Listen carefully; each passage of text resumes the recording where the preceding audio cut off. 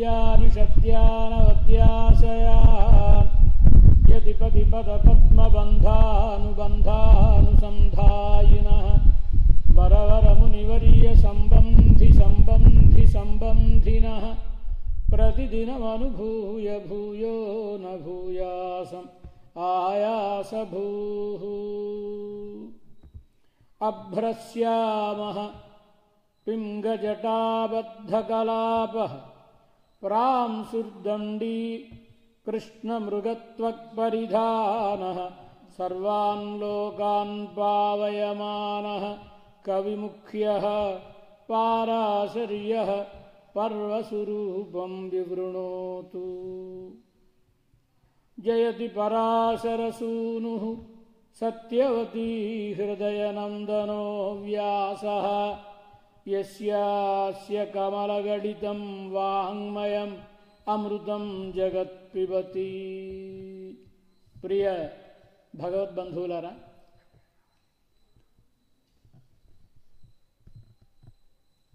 ఈ లోకమునకంతటికి జ్ఞానోపదేష్ట అయిన వ్యాస భగవానుని యొక్క అవతార శుభ దివసం నేడు. ఈ సందర్భంగా వ్యాస పూర్ణిమ, గురు పూర్ణిమ అని కీర్తింపబడే పర్వదినం నేటి దినం. విశేషించి సింహాచల క్షేత్రంలో గిరి పౌర్ణమి అని సింహాచలం కొండకు సుమారు 32 కిలోమీటర్లు పరిక్రమణ చేసి పరమాత్మను దర్శించుకుంటారు భక్తులు. నేడంతా కొండపైన దేవాలయంలో పరమాత్మ దేవాలయమునకు 108 పరిక్రమణములను చేసుకుంటూ ఉంటారు భక్తులు. తీరని కోరికలు ఉన్నవారికి, సంతానం కావాలనుకున్నవారికి తప్పక సంతానం కలుగుతుంది అని నిరూపించిన పర్వదినం. కీర్తిమూర్తి, లోకమంతటా ప్రథిత యశస్కులు, మహామహోపాధ్యాయులు శ్రీమాన్ శ్రీభాష్యం అప్పలాచార్య స్వామి వారు లోకమంతా ఎరిగిన ఉభయ వేదాంత విద్వాంసులు. వారిని కనడానికి ముందు తల్లిదండ్రులు సంతానం కోసమని సింహగిరి చుట్టూ పరిక్రమణం చేస్తే ఉద్భవించిన మహానుభావులు. ఆ రీతిగా అనేక మంది తమ తమ కోర్కెలను ఈడేర్చుకోవడం కోసమని గిరి ప్రదక్షిణం చేసే పర్వదివసం. విశేషించి సింహాద్రినాథునికి చందన సమర్పణం 4వ మారు జరుపబడే పర్వదినం. వైశాఖ శుక్ల తృతీయ నాటి రాత్రి వైశాఖ పౌర్ణమి, జ్యేష్ఠ పౌర్ణమి, ఆషాఢ పౌర్ణమి అని 4 మార్లు ఒక్కొక్క మారు 3 మణుగుల చందనం చొప్పున 12 మణుగుల చందనంతో స్వామి అలంకృతుడై అలరారుతూ ఉంటాడు. ఇవాళ ఆ పర్వదినం.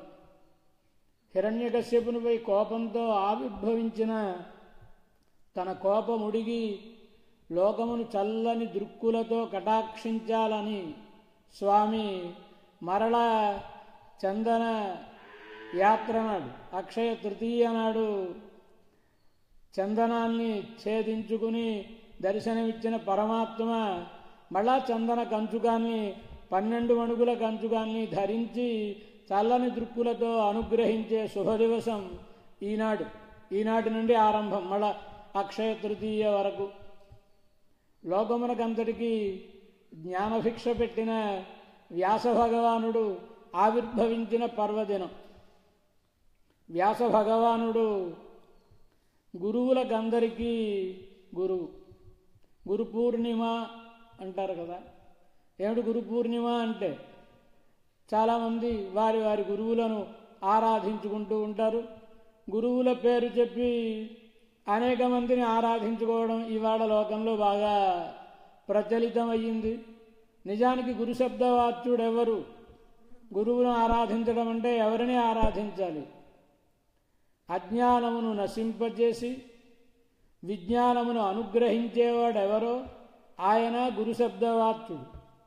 గుశబ్దస్తంధకారస్యాత్ ఋషబ్దస్తన్నిరోధకః అంధకార నిరోధిత్వాత్ గురురిత్యభిధీయతే అని అజ్ఞానమును తొలగించి విజ్ఞానమును అనుగ్రహించేవాడెవరో ఆయన ఆచార్యుడు, అంటే జ్ఞానప్రదాత. జ్ఞానం అనేది అనేక విధములుగా ఉంటుంది.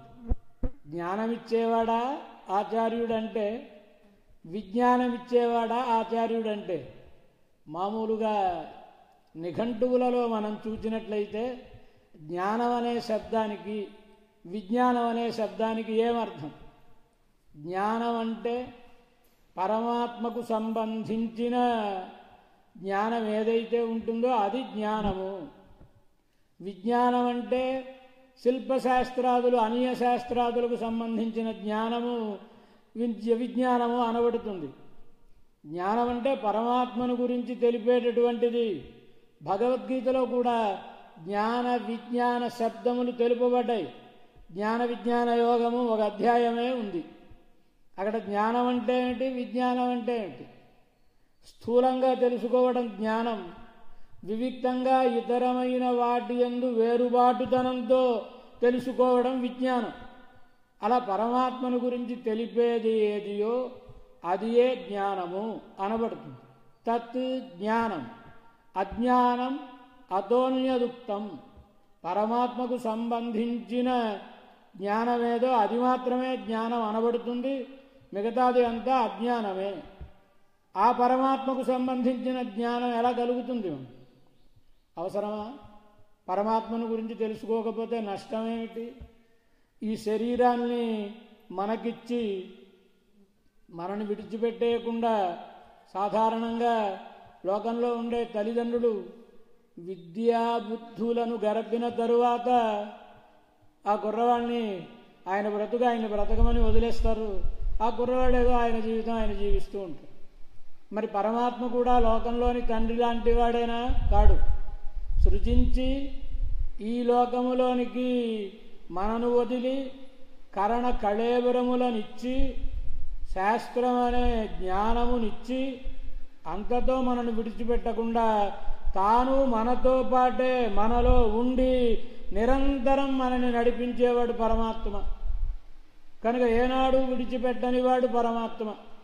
ఇంత ఉపకారం పరమాత్మ చేస్తే ఆయన ఎవరో తెలుసుకోకపోతే ప్రయోజనం ఏముంది? జ్ఞానం కలిగిన మానవ జన్మను పొంది ప్రయోజనం ఏమైనా ఉందా? కనుక పరమాత్మను గురించి తెలుసుకోవాలి. ఆ తెలివిని గరపేవారెవరో వారు ఆచార్యులు. అసలు ఆ పరమాత్మను గురించిన జ్ఞానం మనకెలా కలుగుతుంది? ఎవరు చెప్పగలరు పరమాత్మను గురించి? ఆయన కంటికి కనబడతాడా? ఎవరికో యోగులకు యోగ దశలో మాత్రమే మానసికంగా దర్శనమిస్తాడు. మరికొందరికి ఆయా కాలములలో క్షణమాత్ర కాలం ప్రత్యక్ష దర్శనమును ప్రసాదించవచ్చును. ఈ లోకమును వీడిచి పరమాత్మ ప్రాప్తిని పొందిన వారు దర్శించవచ్చును. కానీ పరమాత్మ అందరికంటికి కనబడడుగా. మరి పరమాత్మను గురించి ఎలా తెలుసుకుంటాం? ఆయనకు సంబంధించిన జ్ఞానం ఎలా కలుగుతుంది మనకి? కంటికి కనబడని ఊహకు అందని విషయములను తెలిపేది శాస్త్రం, వేదం. వేదము అంటే అర్థమేమిటి? వేదయతి, తెలియజెప్పునది అని అర్థం. అన్నీ తెలియజెప్తున్నాయిగా. కన్ను తెలియజెప్పడం లేదా? చెవి తెలియజెప్పడం లేదా? మరి వీటికి వేదం అని పేరు రాకుండా కేవలం ఒక గ్రంథానికి మాత్రమే వేదమని పేరు రావడానికి కారణమేమి? ప్రత్యక్షేణ అనుమిత్యావా యస్తూపాయో నబుధ్యతే యత్తం విదంతి వేదేన తస్మాత్ వేదస్య వేదత. మన కంటికి కనబడడం ప్రత్యక్షం అంటే కంటికి కనబడమే కాదు, చెవులకు వినబడడం, స్పర్శేంద్రియానికి తెలియడం. అలా ప్రత్యక్షం అంటే ఇంద్రియార్థ సన్నికర్షం జ్ఞానం, ఇంద్రియార్థ సన్నికర్ష జన్యం జ్ఞానం ప్రత్యక్షం. మన ఈ ఇంద్రియములు అవతల పదార్థంతో దానికి ఒక పరిచయం ఏర్పడినప్పుడు, ఒక స్పర్శ ఏర్పడినప్పుడు, ఒక గోడనో దేనిలో ముట్టుకుంటే చల్లగా ఉందా వెచ్చగా ఉందో తెలుస్తుంది మనకి. అలాగే మన దృష్టి వెళ్ళి దేని మీద ఏ వస్తువు మీదనైనా పడితే అది ఎలా ఉందో తెలుస్తుంది. అంటే ఆ విషయానికి ఈ ఇంద్రియానికి సంయోగం వలన కలిగే జ్ఞానమునకు ప్రత్యక్షము అని పేరు. అది చాక్షుష ప్రత్యక్షం కావచ్చును, మరొక ప్రత్యక్షం శ్రవణ ప్రత్యక్షం కావచ్చును, ఏదైనా కావచ్చు. ఇది జ్ఞానం కలిగించే ఒక ప్రమాణం. కానీ ప్రత్యక్షం అన్ని వేళలా ప్రమాణం కాదు. ఇంద్రియములకు గోచరించని విషయములు, పరలోకం కనబడుతుందా? అసలు మనం, ఈ శరీరంలో ఉన్న మనకు కనబడతామా? పరమాత్మ గోచరిస్తాడా? ఇవేవి కంటికి కనబడే విషయములు కావు గనుక, ఇంద్రియములకు గోచరించేవి కావు గనుక ప్రత్యక్షం మనకు ఆ విషయాన్ని తెలుపలేదు.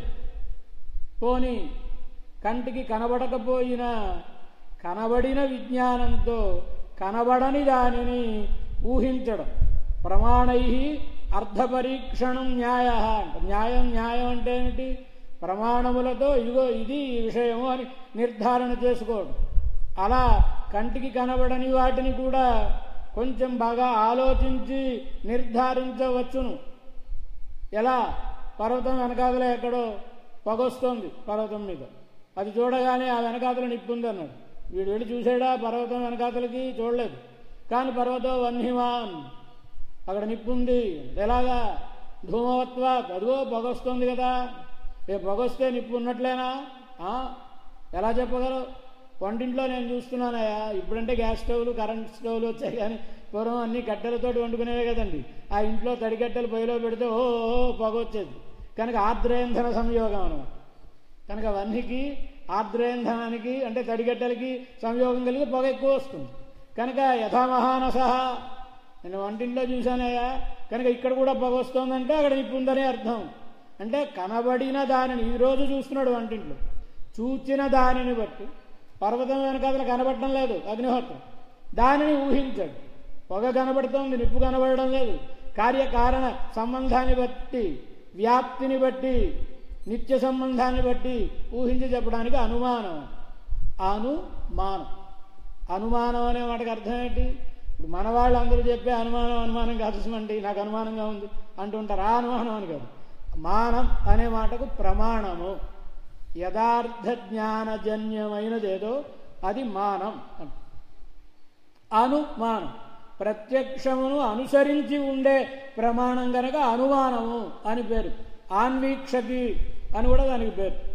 కనుక అనుమానం చేత తెలుసుకోవచ్చు. ఇప్పుడు పరమాత్మను గురించి తెలుసుకుంది, అనుమానంతో తెలుసుకోగలమా? తెలుసుకోవడానికి పరమాత్మ లాంటి వానిని ఎవరినైనా ఒకరిని మనం చూసున్నామా? చూసుంటే ఇలాంటి వాడు అలాంటి ఆయన అని చెప్పడానికి ఆత్మ లాంటి వానిని ఒకరిని చూచి ఉన్నామా? లేదు. కనుక అనుమానం కూడా సాధించలేదు. మరి పరమాత్మ మనకు ఎలా తెలుస్తాడు? ప్రత్యక్షేణ అనుమిత్యావా యస్తూపాయో న బుధ్యతే. ప్రత్యక్షం చేత కానీ అనుమానం చేత కానీ తెలియబడని దానిని ఏ ఉపాయం తెలియబరుస్తుందో అది వేదం. అందుకనే వేదమునకు తెలియజెప్పునది అనే అర్థం రావడానికి కారణం. ఇంకా వేదం అనేది చదివితే తీరని కోరిక లేదు. సంతానం కావాలా, వర్షం కావాలా, ఐశ్వర్యం కావాలా, ఏం కావాలన్నా ఇవ్వగలిగినది పరమపదమే కావాలా, దానిని కూడా ఇవ్వగలిగినది వేదం. దానిని కూడా చెప్పేది వేదం. వేద. ఈ వేద అనే మాటకు అర్థం ఏమిటి? వయౌ దదాతి ఇది వేద. వహ ఇహి రెండు కలిపితే వయౌ. వయౌ దదాతి ఇది వేద. వహ అంటే పరమాత్మకు సంబంధించినటువంటి ఆనందం. ఇహి అంటే ఈ లోకంలో ఉండే ఆనందం. ఈ రెండిటిని ఇచ్చేటటువంటిది కనుక వేదము అని పేరు. అలాంటి వేదమే పరమ ప్రమాణమైనది. ప్రత్యక్షమైన అనుమానమైన వేదము చేత చెప్పబడిన దానికి విరుద్ధంగా ఉండనంత వరకు ప్రమాణములు ఇవి. అలౌకిక విషయములలో, అభ్యుదయ నిశ్రేయసముల విషయములో వేదమే పరమ ప్రమాణం. ఈ వేదం అందరికీ అందుబాటులోనికి రావాలి అంటే ఉన్న కొద్దీ మానవులలో జ్ఞానం మరుగున పడుతోంది, సామర్థ్యం మరుగున పడుతోంది, ఆయుస్సు తరుగుతోంది, ఓపిక తరుగుతోంది. పూర్వకాలంలో వేదం అంతటినీ ఒక్కరే అధ్యయనం చెయ్యగలిగి ఉండేవారు. అటు తరువాత వచ్చేటప్పటికీ వీళ్ళ సామర్థ్యం తగ్గడం వలన ఈ వేదములను విభజించాల్సిన అవసరం ఏర్పడింది. కనుకనే ప్రతి మన్వంతరంలోనూ ద్వాపర యుగంలో ఒక వ్యాసుడు ఆవిర్భవించి ఈ లోకమును ఉద్ధరించడం కోసమని వేదములను విభజించడం ప్రారంభించారు. అలా వేదములను తొలుదొలుతగా విభజించినటువంటి వాడు అపాంతరతముడనేటటువంటి పేరు కలిగినటువంటి వాడు ఒక ఆయన. బ్రహ్మదేవుడు ఒక్కసారిగా ఓం అని ఉచ్చరించేటప్పటికీ ఆ శబ్దంలోంచి పుట్టినటువంటి మహానుభావుడు సృష్టి ఆది యందు ఆయనను, నాయన నువ్వు ఈ వేదములను విభజించవలసింది. మళ్ళీ వైవస్వత మన్వంతరంలో 28వ చతుర్యుగంలో వ్యాస భగవానుడుగా ఆవిర్భవించవలసినది. వేదములను విభజించడం వలన వ్యాసుడు వేదవ్యాసుడు అయ్యాడు. వేదవ్యాసుడు అవడానికి కారణం వ్యస్య వేద, వేదములను 4గా ఋగ్వేదం, యజుర్వేదం, సామవేదం, అథర్వణ వేదం అని విభజించడం వలన వ్యాసుడు. ఇప్పుడు ఒక్కొక్కళ్ళు ఒక్కొక్క శాఖని అధ్యయనం చేయడం ద్వారా సంరక్షించగలుగుతున్నారు. మొత్తం అంతా అంటే సామర్థ్యం లేదు కనుక. అలా లోకమునకు వేదమును అందించినటువంటి ఉపకారకుడు వ్యాస భగవాను. 18 పురాణములను అనుగ్రహించినటువంటి వాడు వ్యాస భగవానుడు. వేదము, వేదార్థమును విశదీకరించే వేదోపబ్రహ్మణములు అయిన 18 పురాణములను అనుగ్రహించినటువంటి వాడు వేదవ్యాసుడు. భారతం పంచమో వేద, పంచమ వేదం అనవరిగిన మహాభారతమును ఆరచించిన వాడు వేదవ్యాస భగవానుడు. వ్యాసుడంటే సామాన్యుడు కాదు, సాక్షాత్తు నారాయణుడే. వ్యాసుడు నారాయణుని అవతారమే. కోక్యన్యో భువి మైత్రేయ మహాభారత కృద్భవేత్. పరాశర మహర్షి మైత్రేయునికి చెబుతున్నాడు విష్ణు పురాణంలో, నాయన వ్యాసుడంటే సాక్షాత్తు నారాయణుడే, అలా కాకపోతే మహాభారత రచనం చేయలేడయా అని. మహాభారత రచనం చేయడం అంటే తనకు తోచిన వాటినన్నిటినీ గ్రంథం రూపంలో పెట్టేయడం కాదు, ప్రామాణికమైన పద్ధతిలో అనుగ్రహించడం. ఇతిహాసం అని పేరు మహాభారతమునకు. రామాయణం, మహాభారతం 2 ఇతిహాసములు మనకి ఉన్నాయి. ఏమిటి ఇతిహాసం అనే మాటకు అర్థం? జరిగిన చరిత్ర. జరిగిన చరిత్రలన్నీ ఇతిహాసములు కావు. ధర్మ, అర్థ, కామ, మోక్షములకు సంబంధించినటువంటి విజ్ఞానం పూర్వవృత్త కథాయుక్తం ఇతిహాసం ప్రజక్షతే అని పూర్వం జరిగిన వృత్తాంతములతో మేళవించి అందిస్తే దానికి ఇతిహాసము అని పేరు. అలాంటి మహాభారత ఇతిహాసమును ఈ లోకమునకు అందించినటువంటి వాడు వ్యాస భగవానుడు. ద్వీపే బదరికామిశ్రే అంటే రేగి చెట్లు, బదరీ వనం అంటే రేగి చెట్ల వనం. ఆ వనంతో ఉండే ఒక ద్వీపంలో ఆవిర్భవించినటువంటి వాడు గనక పరాశరాత్ సత్యవత్యాం ప్రాదుద్భూత. పరాశరుని వలన సత్యవతి అనేటువంటి ఆమెయందు ఆవిర్భవించినటువంటి వాడు ఈ మన్వంతరంలో. అనేక మంది వ్యాసులు గడిచారు. వాల్మీకి మహర్షి కూడా 24వ చతుర్యుగంలో వ్యాస పదవిని అలంకరించినటువంటి వాడు వాల్మీకి మహర్షి.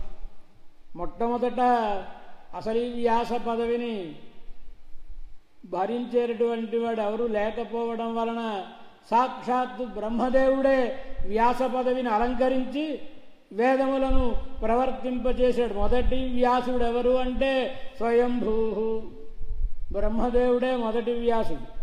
ఇప్పుడు మనం 28వ చతుర్యుగంలో వైవస్వత మన్వంతరంలో 7వ మన్వంతరంలో ఉన్నాం.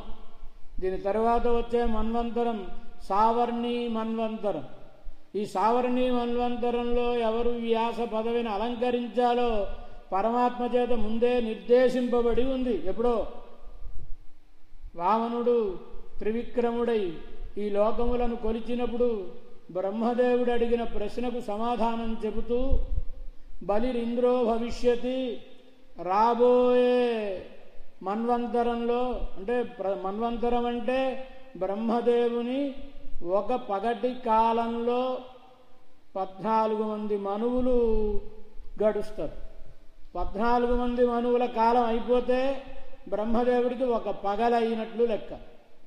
ఒక మన్వంతరం అంటే 71 చతుర్యుగములు. ఒక చతుర్యుగం అంటే 12,000 దివ్య వత్సరములు. ఒక దివ్య వత్సరం అంటే మన 360 రోజులు ఒక సంవత్సరం. ఈ సంవత్సరం అంతా దేవతలకు ఒక రోజు కనుక ఈ పరిగణనలో 1000 దివ్య వత్సరములు గడిస్తే, 1000 చతుర్యుగములు గడిస్తే బ్రహ్మదేవునికి ఒక పగలవుతుంది. మళ్ళీ అంతే రాత్రికి. అప్పుడే ప్రళయం వస్తుంది. అది నైమిత్తిక ప్రళయం. ఈ ప్రళయంలో భూలోకం, భువర్లోకం, స్వర్లోకం 3 లీనమైపోతాయి. మహర్లోకం ఉంటుంది, కానీ ఈ క్రింది లోకములన్నీ దహించుకొని పోతున్నప్పుడు ఆ వేడిమితో ఆ లోకంలో ఎవళ్ళు ఉండలేక ఖాళీ చేసి పైలోకములకు వెళ్ళిపోతారు. కనుక మహర్లోకం ఉన్నాలేనట్టే. జనలోకం, తపోలోకం, సత్యలోకం, ఈ 3 లోకాలు మాత్రం ఉంటాయి. కనుకనే వాటికి అకృతక లోకములు అని పేరు. ఆ రీతిగానే లయం కాదు, లయం అయినట్టే మహర్లోకం కనుక కృతక లోకము అని పేరు. కృతక లోకములు అంటే ప్రతిరోజు బ్రహ్మదేవుడు మళ్ళా నిద్రలేచిన తర్వాత ఉదయం పూట సృజించుకునేటటువంటివి 3 లోకములు కనుక వీటికి కృతక లోకములు అని పేరు. భూభువః సువః అనేటువంటి లోకములు. ఇది పరిస్థితి. ఇలాంటి వాటిలో తరువాతి మన్వంతరంలో, సావర్ణి మన్వంతరంలో, ఒక మన్వంతరంలో సప్తఋషులు మారిపోతారు, ఇంద్రుడు మారిపోతాడు, దేవతలు మారిపోతారు, పరమాత్మ కూడా అవకాశాన్ని బట్టి అవతారాన్ని స్వీకరిస్తూ ఉంటాడు. అలా చూచుకున్నప్పుడు వచ్చే మన్వంతరంలో బలిచక్రవర్తి ఇంద్రుడు అవుతాడు. పరమాత్మకేం పక్షపాతములు లేవు. బలిచక్రవర్తి దగ్గర సంపదలన్నీ లాక్కుని ఇంద్రునికి ఎలా ఇచ్చాడో, ఇంద్రుడు అహంకరించిన సమయంలో ఆయన దగ్గర సంపదలన్నీ లాక్కుని మరొకళ్ళకి పరమాత్మ ఇస్తాడు భవిష్యత్తులో. అలాంటి అవతారం కూడా ఉందని భాగవతం మనకి భవిష్యత్ మన్వంతరములలో రాబోయే భగవద్ అవతారాన్ని గురించి చెబుతుంది మనకి. కనుక ఎవరికి అహంకారం కలిగితే వారిని తగ్గించుట, సాత్వికులైనటువంటి వారిని వృద్ధి పొందించుట, ఇది భగవంతుని యొక్క స్వభావం. ఆయనకేమీ పక్షపాతములు ఉండవు. వీడు నావాడు, వీడు పెరవాడు అనేటటువంటి పక్షపాతములు ఏవి ఉండవు. ఇలా జరిగేటటువంటి వాటిలో రాబోయే చతుర్యుగంలో మనకు వ్యాస భగవానుడుగా రాబోయేవాడు అశ్వత్థామ అనేటటువంటి ఆయన వ్యాస పదవిని అలంకరించబోతాడు అని విష్ణు పురాణం మనకు ఇప్పటి వరకు గతించిన 27 మనువులను, స్వయంభూ, ప్రజాపతి, ఉశనా అంటే శుక్రాచార్య, బృహస్పతి ఒకసారి వ్యాస పదవిని అలంకరిస్తాడు, సవిత సూర్యుడు ఒకసారి వ్యాస పదవిని అలంకరిస్తాడు, యముడు ఒకసారి వ్యాస పదవిని అలంకరిస్తాడు, ఇంద్రుడు ఒకసారి వ్యాస పదవిని అలంకరిస్తాడు, వశిష్ఠుడు ఒకసారి వ్యాస పదవిని అలంకరిస్తాడు. ఇలా ఇలా ఇలా వస్తూ మన ఈ మన్వంతరంలో, వైవస్వత మన్వంతరంలో, ఈ 28వ చతుర్యుగంలో మనకు వ్యాసుడిగా ఉన్నటువంటి వాడు బ్రహ్మదేవుని చేత ఆదియందు సృజింపబడిన అపాంతర తమ నామం కలిగినటువంటి ఆయన. అపాంతరతమ, అపాంతర తప 2 పేర్లు. ఆయనయే ద్వీపే బదరికామిశ్రే, ద్వీపంలో. ఏం పేరు ఆయనకు? ద్వీపంలో పుట్టాడు గనక ద్వీప, ద్వీపము, ఎవనికి అయనమో, ఎవనికి ఆధారమో ఆయన ద్వీపాయన. అది తద్ధితం అయ్యేటప్పటికి ద్వైపాయన అయింది. కనుక ద్వీపములో ఆవిర్భవించినటు వాడు. నీళ్లు రెండు వైపుల నుంచి వెళ్ళిపోతూ ఉంటే మధ్యలో ఉండే భూభాగమునకు ద్వీపము అని పేరు. అలాంటి ద్వీపంలో ఆవిర్భవించిన వాడు కనుక ద్వైపాయనుడు. కృష్ణత్వాత్, ఆయన కొంచెం నల్లగా ఉంటాడు కనుక కృష్ణద్వైపాయనుడు అనబడినటువంటి వాడు. కనుకనే ఆయన అనుగ్రహించిన మహాభారతమునకు కార్ష్ణ్యవేదము అని పేరు. ఏం పేరు?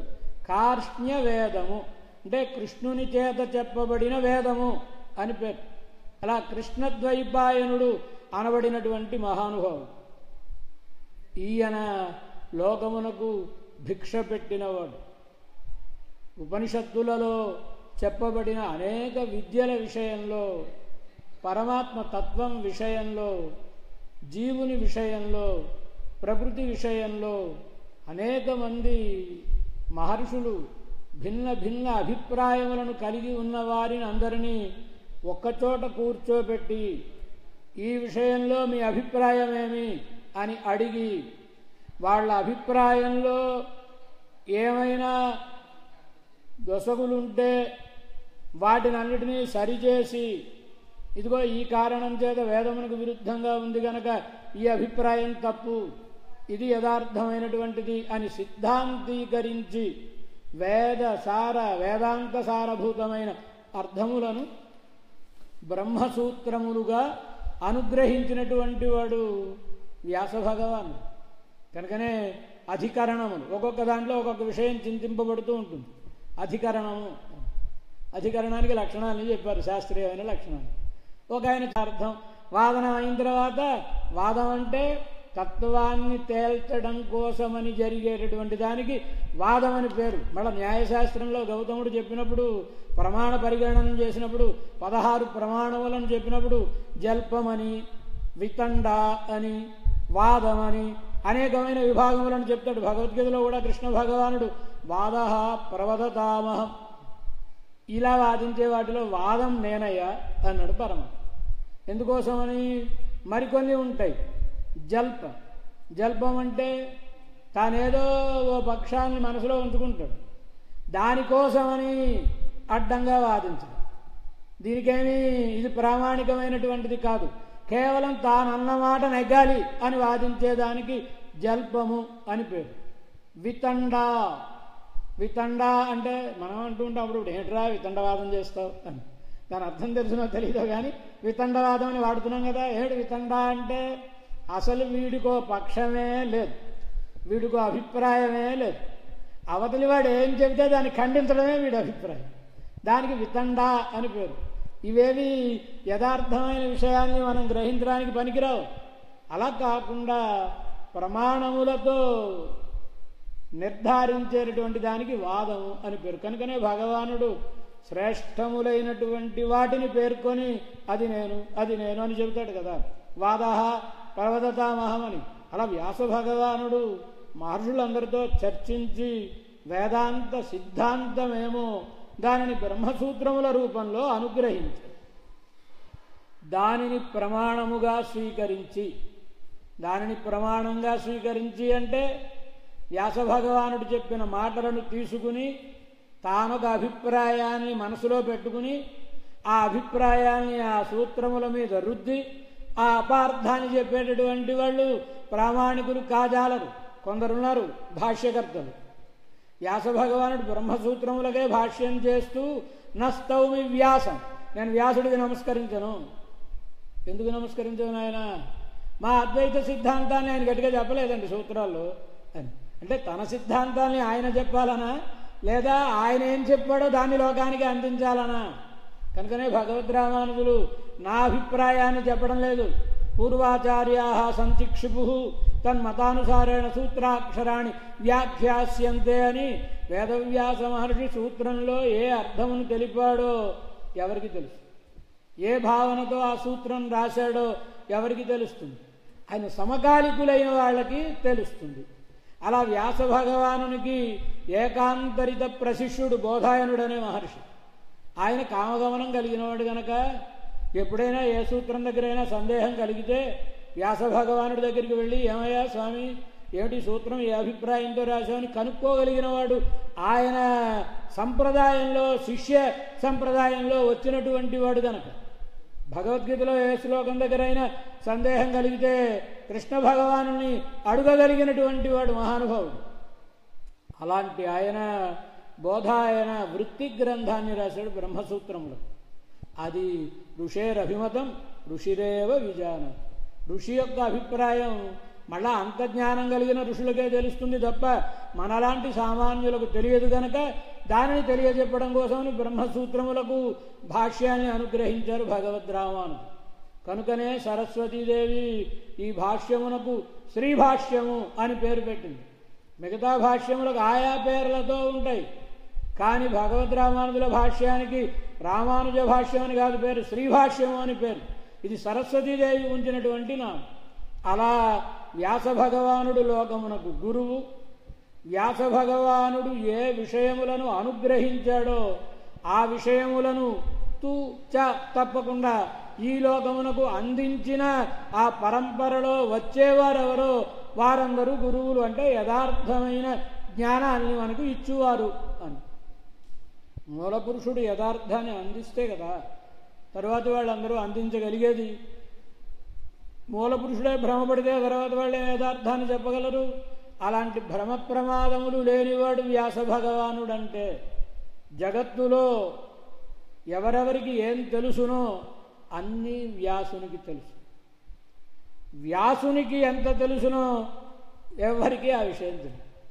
కనుక వ్యాసుడంటే అంత సమగ్రమైన విజ్ఞానం కలిగినవాడు. వేదమే సహోవాచ వ్యాస పారాశర్య, వ్యాసుడు చెప్పాడండి అని వేదమే ప్రామాణికునిగా. ఎప్పుడైనా మనం ఒక మాట చెప్పినప్పుడు అవతలి వ్యక్తి నమ్మాలి, విశ్వసించాలంటే మన బలం సరిపోదనుకుంటే ఎవరైనా పెద్దవాళ్ళని పట్టుకొచ్చి ఇదిగోండి ఆయన కూడా చెప్పారండి ఇలాగా అని పెద్దవాళ్ళని ప్రమాణీకరిస్తారు. అలా వేదం ప్రమాణీకరించినటువంటి మహానుభావుడు వేదవ్యాసుడు. అంటే అతీంద్రియమైనటువంటి జ్ఞానం కలిగినటువంటి మహానుభావుడు ఆయన. ఎంత అతీంద్రియమైన జ్ఞానం కలిగిన వాడు అంటే గురుపాండవ సంగ్రామం అయిపోయింది. అయిపోయిన తరువాత ధర్మరాజు రాజ్య పరిపాలన చేస్తున్నాడు. ధృతరాష్ట్రుడు, గాంధారి, వారితో పాటుగా కుంతి, విదురుడు వీళ్ళు వానప్రస్థానికి వెళ్ళిపోయారు, అరణ్యానికి. చాలా కాలం అయింది. ఒకసారి మా అమ్మగారు ఎలా ఉన్నారో పెదనాన్నగారు ఎలా ఉన్నారో చూడాలి అనుకుని ధర్మరాజు ఇంకా ఎవరెవరైతే ఈ పెద్దవాళ్ళని చూడాలనుకుంటారో, మరి అనేక మంది పురుషులందరూ యుద్ధంలో మరణించారు, స్త్రీజనం అంతా నిండిపోయి ఉన్నారు. కనుక వాళ్ళని అందరినీ వెంట పెట్టుకుని ఆశ్రమవాస పర్వంలో మనకి మహాభారతంలో ఈ వృత్తాంతం కనబడుతుంది. వారందరితోటి కలిసి వచ్చాడు ధృతరాష్ట్రుని దగ్గర.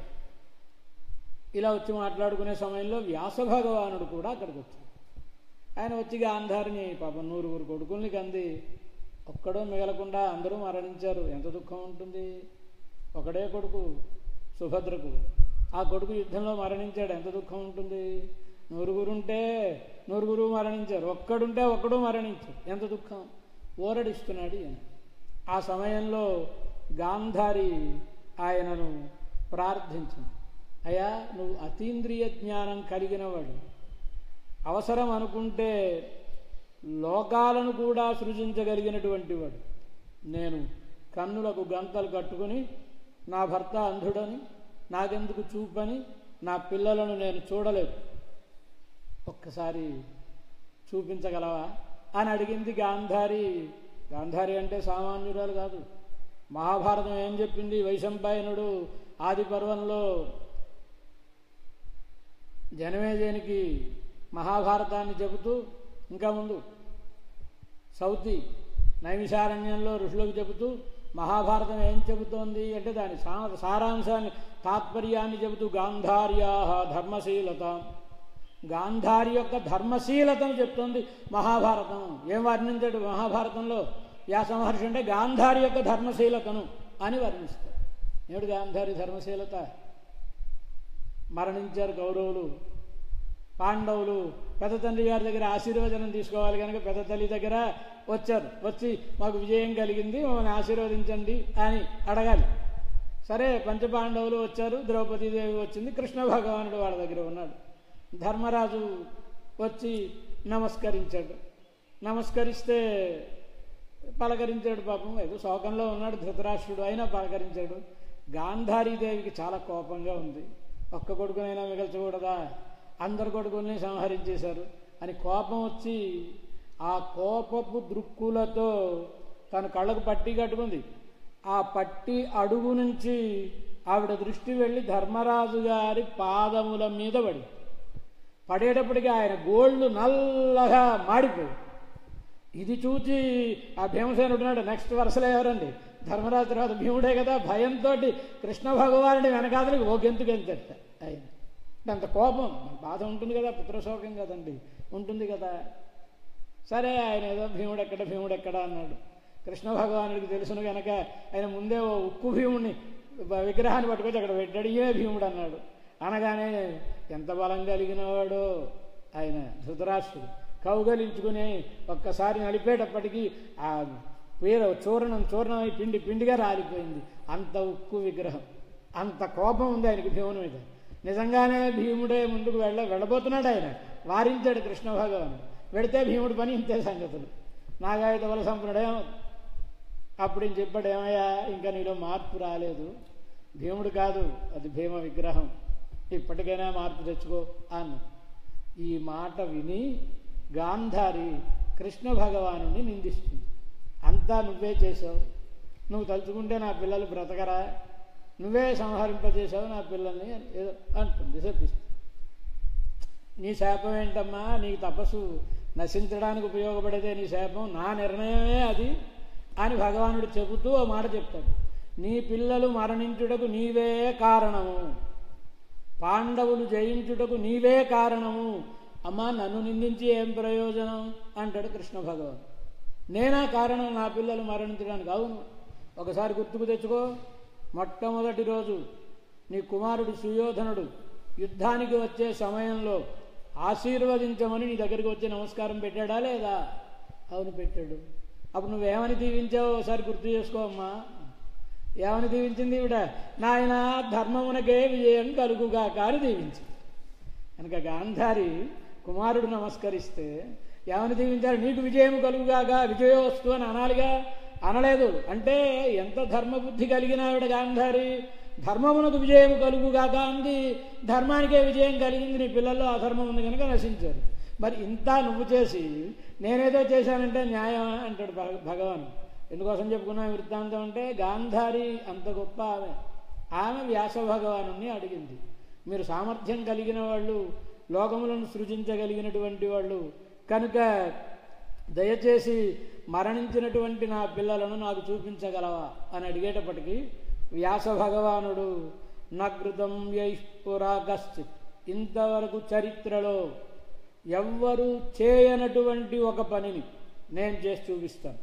నా యొక్క ఆశ్చర్యభూతం తపసః ఫలం తద్దర్శయామివః, ఆశ్చర్యభూతమైన నా తపస్సు యొక్క ఫలమేమిటో మీకు అందరికీ చూపిస్తాను.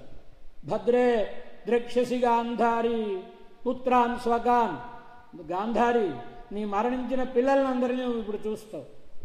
యాదవి యదువంశానికి చెందినటువంటి ఆమె ఎవరు? సుభద్రాదేవి. ఆమె తన కుమారుడైన అభిమన్యుల్ని చూస్తుంది. ఎవరెవరైతే తమ భర్తలు తమ పిల్లలు మరణించిన వారు ఉన్నారో వారందరూ దర్శించగలుగుతారు అని అందరూ గంగానది ఒడ్డుకు పదండి అని అందరినీ తీసుకుని వెళ్ళాడు వ్యాస భగవాను. గంగానదిలోకి వెళ్ళిన తరువాత ఈయన ఒక్కసారి చేతులెత్తి, ఓ మృతవీరులారా, మీరే ఏ లోకములలో ఉన్నారో కురుక్షేత్ర సంగ్రామంలో మరణించిన మృతవీరులందరూ ఒక్కసారి బయటకు వత్తురుగాక అని ఆహ్వానించేటప్పటికీ సరిలాత్ సముత్తస్థు సహస్రశః, యుద్ధానికి వెళ్ళే మొదటి రోజున ఎలాంటి కవచాన్ని ధరించారో, ఎలాంటి ధ్వజమున్న రథముందో, ఎలాంటి ఆభరణములను ధరించారో, ఎలాంటి ఆయుధాన్ని ధరించారో ఆ ఆయుధములతో ఆ శరీరములతో అందరూ ఆ గంగానదిలోంచి రథాలన్నీ బయటకు వచ్చాయి. మరణించిన వీరులందరూ బయటకు వచ్చారు. అందరినీ చూసుకున్నారు. ఆ రాత్రి అంతా అందరూ కలిసి మాట్లాడుకున్నారు. ఎవరితోటి వాళ్ళు అందరూ. కర్ణుడిని చూచింది ఈవిడ గాంధారి కుంతీదేవి. గాంధారి తన పిల్లలందరినీ చూసింది, భార్యలందరూ భర్తలతో మాట్లాడారు. అంతా అయిపోయిన తర్వాత మర్నాడు ఉదయం మళ్ళీ వ్యాస భగవానుడు గంగానదిలోకి వెళ్ళి, మృతవీరులారా మీరందరూ మీ మీ లోకములకు ఏగుదురుగాక అనగానే అందరూ వెళ్ళిపోయారు. యుద్ధరంగంలో మరణించినప్పుడు చేతులు తెగిపడిన వాళ్ళు కొందరు, తల తెగిపడిన వాళ్ళు కొందరు, శరీరం అంతా చిన్నాభిన్నం అయిపోయిన వాళ్ళు కొందరు. మహర్షి యొక్క తపఃప్రభావం ఎలాంటిది! మొట్టమొదటి రోజు అక్షతమైన శరీరంతో, అంటే ఏ గాయం లేని శరీరంతో ఎలా యుద్ధరంగానికి వెళ్ళారో, భార్య వీర తిలకం దిద్ది పంపించినప్పుడు ఎలా ఉన్నారో అలాంటి రూపములతో అందరికీ చూపించాడు. మళ్ళీ వాళ్ళ లోకములకు వెళ్ళిపోగానే ఒక్కసారి కలకలం. అంతవరకు మరణించాడు, మరి రాడనుకున్న భార్యలు ఒకసారి మళ్ళీ మధ్యలో భర్త గారు కనిపించేటప్పటికి ఆయనతో మాట్లాడిన తర్వాత మళ్ళీ పుండు రేగదండి, గాయం రేగదా, కనుక మరింత బాధ కలిగి, అయ్యా నువ్వు చూపించకపోయినా బాగుండేది, ఇప్పుడే కొంచెం మనసు నెమ్మదిస్తుంది.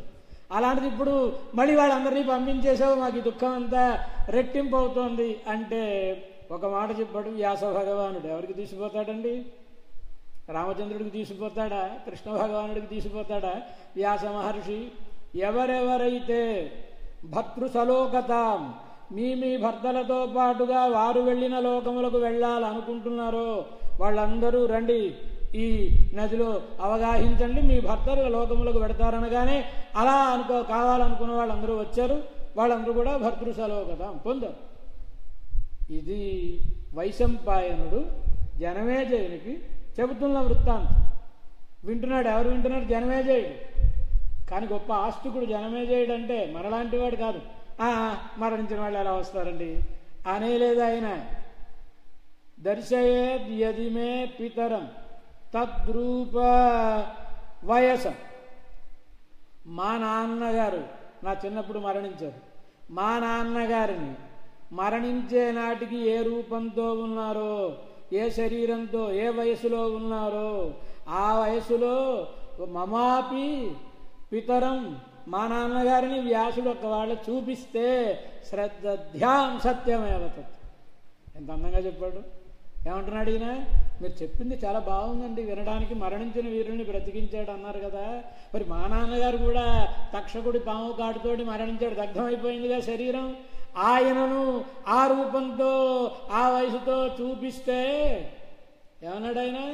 మీరు చెప్పిన మాట మీద మరింత విశ్వాసం కలుగుతుందండి, తెలివైనవాడు అన్నాడు. అనగానే అక్కడ వ్యాస భగవానుడు ప్రత్యక్షం అయ్యాడు. చెప్పాడు అది షరతు. వ్యాసుడు మా శిష్యుడు వైశంపాయనుడు భారతం చెప్తాడు, నీకు ఎప్పుడైనా సందేహములు కలిగితే నన్ను తలుచుకో, నేను వచ్చి సందేహములు తీరుస్తాను. భారతం విన్న తర్వాత జనమేజయుడికి బొల్లి మచ్చలు వచ్చాయి. అంటే భారతం ఉంటే బొల్లి మచ్చలు వస్తాయా? రావు. ఆయనకు వచ్చాయి. ఎందుకు వచ్చాయి అంటే కొన్ని సందేహాలు ఉండిపోయాయిట. ఆయన సంశయాత్మ వినశ్యతి కదా, సందేహాలు ఉండిపోయాయి. ఆ సందేహాలు మరి తీరాలంటే వైశంపాయనుడు మా గురువుగారు చెప్పిన పాఠం నీకు చెప్పానయ్యా, నీకు ఒకవేళ సందేహాలు తీరాలనుకుంటే ఆయననే ప్రార్థిస్తానన్నాడు. ప్రార్థించాడు. వచ్చాడు ఆయన. ఏమిటయ్యా నీ సందేహం అన్నాడు. సందేహం చిన్నగా, చిన్నవేమోనే పెద్దవి. సందేహం ఏమిటి? భారత యుద్ధంలో భీమసేనుని యుద్ధం అద్వితీయమైనటువంటిది, అతివేలం అంటాడు భీష్మాచార్యుడు. భీముని బలం ఎంత అంటే చెప్పలేమయ్యా, అతివేలం, అమానుషం. ఒక మానవుడికి అంత బలం ఉండదు. ఇంత బలం అని చెప్పలేం. అంత బలం భీమసేనుడికి. ఎంత బలం అంటే ఏ వీరుడికైనా రథంలో ఉంటే రక్షణ, కానీ భీమసేనుడికి ఏనుగుల గుంపు కనిపిస్తే రథం దిగి వాటి మీదకి పరిగెడతాట. గుద్దేటప్పటికి దాని ప్రాణాలు పోతాయి, దాన్ని ఆకాశంలోకి విసిరేయడమే. అలా వర్ణిస్తాడు మహాభారతంలో అనేక చోట్ల. ఇప్పుడు జనమేజయునికి కలిగిన సందేహం ఏంటి? భీముడు అలా బయటకు పైకి విసిరాడు ఏనుగుల్ని అన్నారు కదా, మళ్ళా ఏనుగులు కింద పడినట్టు వర్ణించలేదు మీరు, ఏమయ్యా ఏనుగులు? ఇది ప్రశ్న. అనగానే వ్యాస భగవాన్ని అడిగాడయ్యా, మీరు చెప్పారండి, మరి ఏనుగులు కింద పడాలి కదా పైకి విసిరిన తర్వాత. అవును ఆయన, కింద పడలేదు, నీకు దివ్యమైన నేత్రాలు ఇస్తున్నాను, ఒకసారి ఆకాశంలోకి చూడమని. చూస్తే భూమి ఆకర్షణ పరిధిని దాటి ఆ పైన ఇంకా ఏనుగులు అలా తిరుగుతూ ఉన్నాయి. ఇప్పుడు ఆయన సంకల్పించేటప్పటికి అవన్నీ కింద టప టప టప టప రాలిపడ్డాయి. వాటి గడేబరాలు. అంటే భీమసేనుడు ఎంత పైకి విసిరాడు, ఎంత బలశాలి అంటే భూమి ఆకర్షణ. ఇప్పుడు మన వాళ్ళు ర్యాకెట్లను పంపిస్తున్నారే, ఈ బలం అంతా ఆయనలో ఉంది. భూమి ఆకర్షణ పరిధిని దాటి పైకి వెళ్ళేలా విసిరినటువంటి మహాబలశాలి. కారణజన్ములైనటువంటి వాళ్ళు మనలాంటి వాళ్ళు కాదు. అయ్యో 8 బ్యాగులు 6 బ్యాగులు చేస్తే ఆ బలం మనకేం వచ్చేది. అది వాడు కారణజన్ముడు భూభారాన్ని తగ్గించడం కోసమని పంచేంద్రోపాఖ్యానంలో చెబుతారుగా. అలా పుట్టినటువంటి వాడు కనుక అతివేలమైనటువంటి బలం. ఇలా సందేహములను తీరుస్తాడు ఆయన. ఆ పరీక్ష నరేంద్రుణ్ణి జనమేజయునికి చూపించాడు ఆయన. ముక్తిని పొందిన పరీక్ష నరేంద్రుణ్ణి అదే రూపంతో అదే వయసులో చూపించాడు. సామాన్యమైన జ్ఞానం కలిగిన వాళ్ళకి మానవులకు కలిగే శక్తి ఇది. అలౌకికమైన అతీంద్రియమైనటువంటి జ్ఞానం కలిగినటువంటి వాడు వ్యాస మహర్షి అంటే. ఆయన లోకంలో ఉండేవారికి అందరికీ జ్ఞానభిక్షను పెట్టినటువంటి మహనీయుడు. ఆయన ఏ విషయమును మనకి అనుగ్రహించాడో దానిని మళ్ళా తరువాతి తరములకు అందించినటువంటి వాళ్ళు ఎవరైతే గురువులు ఉంటారో గుర్తుపెట్టుకోవాలి. అంటే వైదికమైన సంప్రదాయమునకు చెందిన వైదికమైన సంప్రదాయమును తరువాతి తరములకు అందించడానికి యోగ్యత కలిగింది. యోగ్యత ఉంటే సరిపోతుంది. దాన్ని అలా అందించినటువంటి మహాపురుషులు ఎవరైతే ఉంటారో మనకు ఇవాళ జ్ఞానం కలగడానికి హేతుభూతులైనటువంటి పెద్దలు, అలాంటి ఆచార్యులనంటే ఆచార్యులంటే ఏదో తెగకు చెందిన ఆయన ఆచార్యులు గారు అబ్బాయి అని అర్థం కాదు.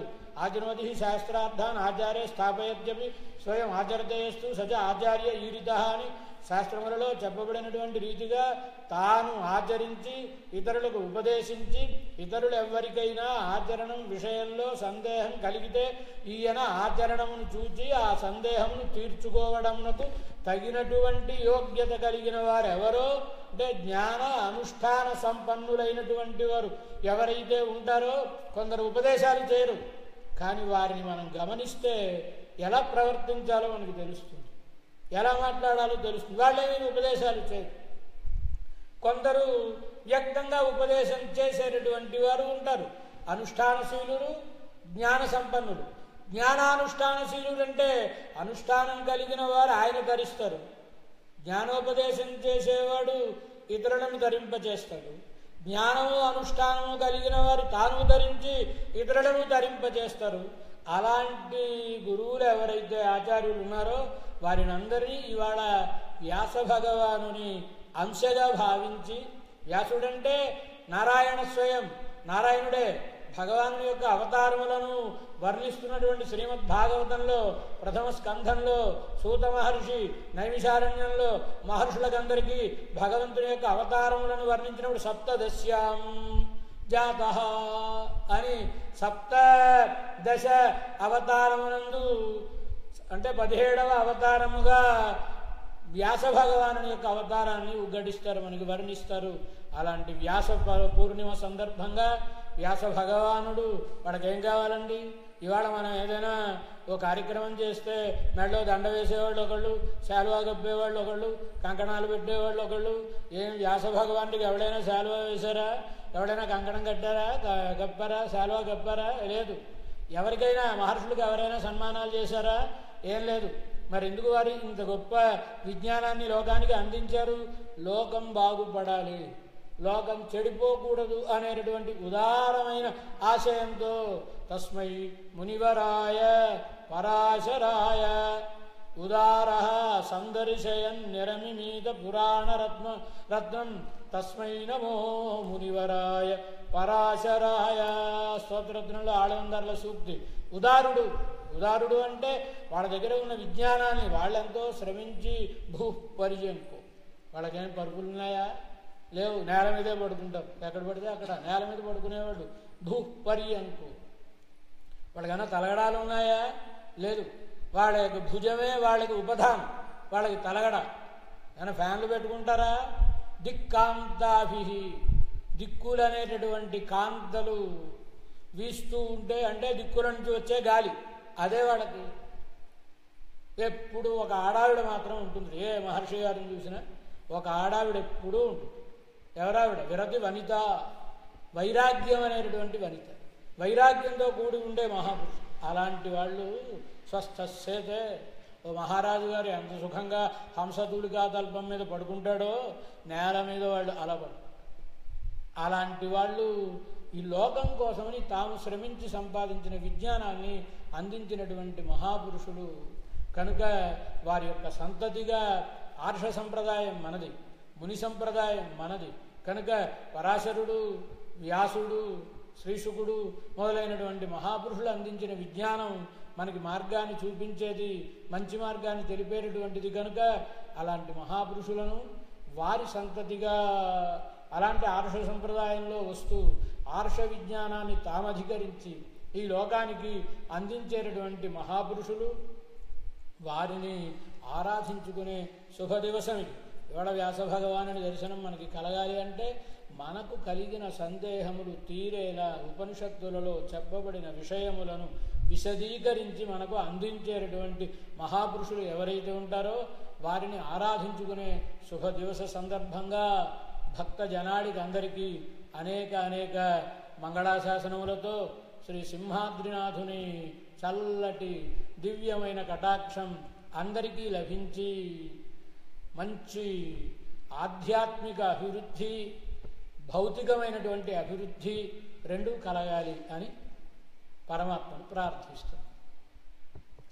చెప్పండి, 1 పావు గంట.